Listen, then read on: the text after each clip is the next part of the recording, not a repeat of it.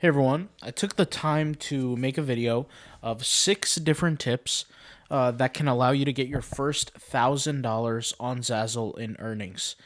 I understand that some people feel like it's a very far away, but it's completely possible. And I promise once you get the hang of it, you get your first 5, 10 sales under your belt, you're going to get a completely different understanding for the level of creation on Zazzle. Believe it or not, it's not that hard. It's not that difficult. You just have to stand out. So I'm going to share with you these 6 tips, and hopefully it could change somebody's life out there and they can make a lot of money with Zazzle and let it be another income flow for you guys. So for Zazzle, I'm going to share the very first tip, okay, which is obviously account setup. There's a lot of people who think, and maybe they're beginners, and by the way, the tips are going to get better and better as we go down. So the last 2 tips are the best, so just bear with me here, okay? The first tip, like I said, is account and store setup. A lot of people who are beginners believe that as they're just creating products when they first start, that those products are just going to show up and make them money in the algorithm. That's not true. You actually have to complete kind of like a checklist when you first create your Zazzle account. And this checklist, you have to you have to share your products. You have to create a bunch of products, create a bunch of collections, things like that. And then you finally, as you're doing it, you have something called a Z rank. And that Z rank slowly goes up. Like it's on different levels. You want to have at least a Z rank of 4 or greater to show up in the algorithm. So that's a little, FYI. And showing up in the algorithm matters because you want people who are searching for things on Zazzle to come across your products and then eventually buy them. So the first thing you want to do is your mind shouldn't even be focused on creating the right products. And I know some people who, maybe make Zazzle sales would kind of cringe when I say that. Because the truth is, your first few products are not going to be that good anyway. So just get them out of the way, get that Z rank up so that you can just be able to be seen in the algorithm. That's step 1, okay? Next thing is you want to start picking high-intent niches. And when I say high-intent, what do I mean? I mean high for buyability. So I gave a quick example here, okay? Let's say I'm creating a card.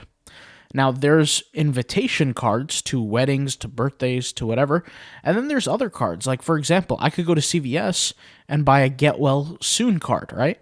Let's think logically here. What is more likely to be purchased in bulk, right? You guys want to make your first 1,000, and hopefully you want to make more than that. But let's be real. If I was to buy a Get Well Soon card, how many would I realistically buy? I really wouldn't buy that many. Probably 1. Because if I'm buying somebody a card who's sick and I hope they get well and I'm visiting them or whatever, I'm only going to buy 1. I mean, how many people do I know that are sick, right? And that need that kind of help? But at least in most cases, unless you're like some sort of priest that, your job is to go around and do your rounds and meet people who are sick and things like that, that's different. But in most cases, it's not going to be bought that much. So it has low buyer intent.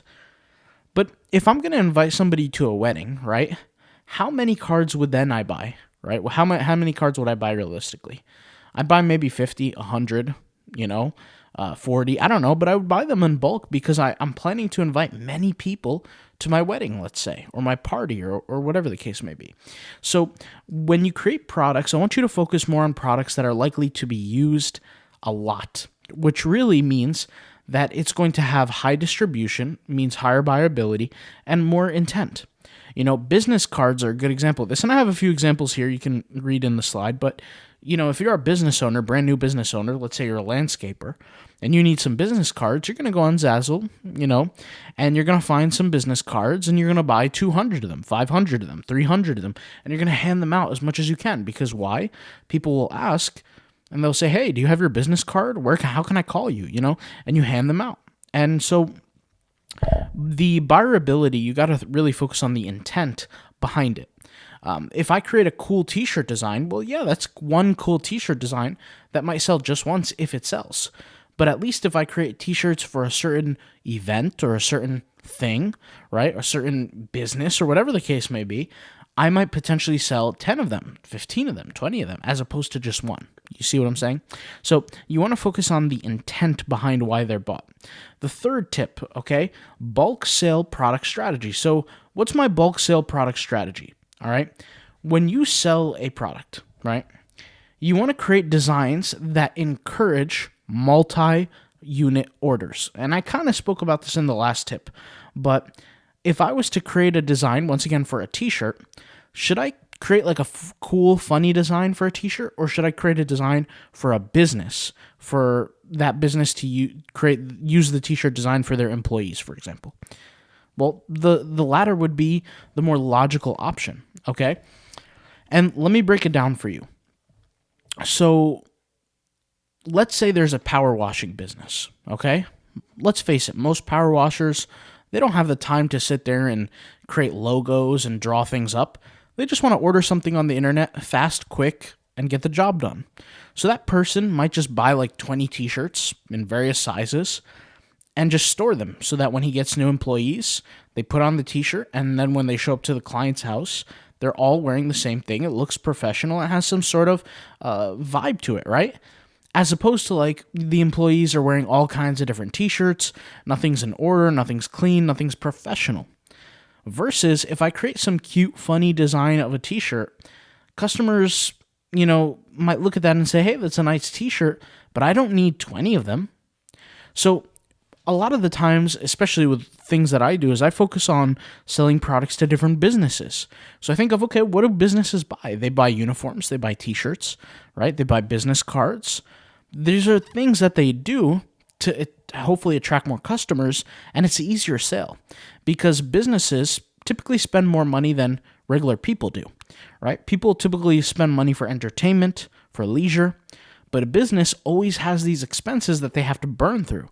And so it just makes more logical sense to create products that are likely to be bought more in bulk. So along with buyer intent, we want to think about different designs, the actual design strategy that allows you to attract more people. Okay? The fourth tip and the fifth tip, I said 6 tips, but the fourth and the fifth, I forgot about the sixth.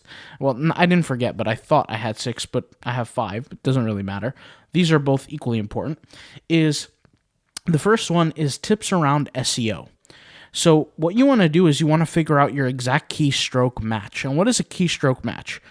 For those who don't know anything about SEO, it's perfectly fine. You don't have to be an expert. But there are people who search exact things on Google. You want to figure out what those exact things are. You pay for some sort of keyword tool. I've already shared what mine are. But you use a keyword tool. The keyword tool that I use, I think I paid like a one-time price of $200. I can't exactly remember. But you could pay like $13 for it, I think, per month.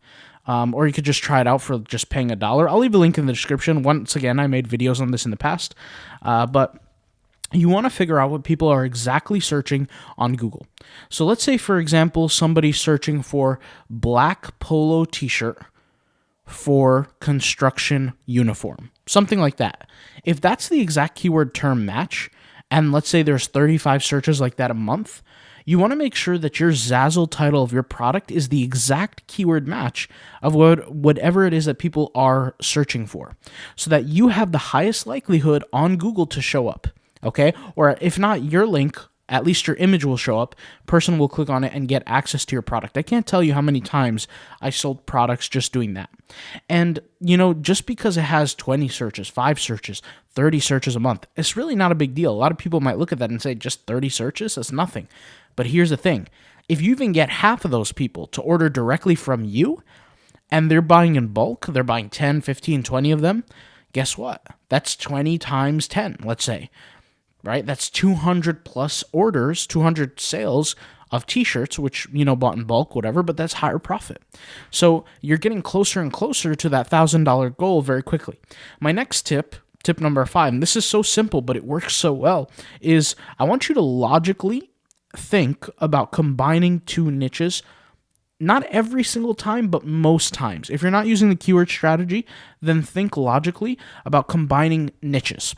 So let's say, for example, I forced you to create birthday invitation cards.